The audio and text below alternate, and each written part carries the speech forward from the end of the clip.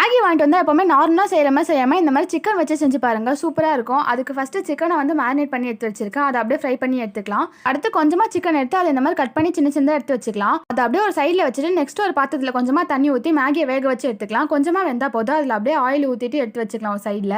Next ஒரு பாத்திரத்தில் கொஞ்சமாக எண்ணெய் ஊற்றிட்டு ஒரு முட்டையை உடச்சி ஊற்றிட்டு நல்லா வதக்கி எடுத்துக்கலாம். அதில் கட் பண்ணி வச்சு இந்த முட்டைக்கோசை அதில் போட்டுட்டு இப்போ போடுற வெஜிடபிள்ஸ்லாம் 2 மினிட்ஸ் வதங்கினா போதும். இப்போ அது கூடவே வெங்காயம் போட்டு நல்லா வதக்கிக்கலாம். வெங்காயம் லைட்டாக வதங்கினதுக்கப்புறம் நீட்டாக கட் பண்ணி வச்சிருந்த கேரட் அப்புறம் பீன்ஸ் போட்டு நல்லா வதக்கி எடுத்துக்கலாம். இது ஒரு 2 மினிட்ஸ் வதங்கினதுக்கப்புறம் மசாலாலாம் ஆட் பண்ணிக்கலாம். 1 ஸ்பூன் மிளகுத்தூள் ஆட் பண்ணிவிட்டு நல்லா மிக்ஸ் பண்ணிக்கோங்க. அது கூடவே தேவையான அளவு உப்பு போட்டு 1 spoon soya sauce 1 spoon chilli powder போட்டு நல்லா வதக்கிக்கலாம். வதக்கினதுக்கப்புறம் இப்போ மேகி மசாலா அதில் போட்டு மசாலாலாம் நல்லா மிக்ஸ் ஆகிற அளவுக்கு வதக்கிக்கலாம். இப்போ நம்ம பாயில் பண்ணி எடுத்து வச்சிருந்தோம்ல அந்த மேகியும் அதில் போட்டு நல்லா மிக்ஸ் பண்ணிக்கலாம்.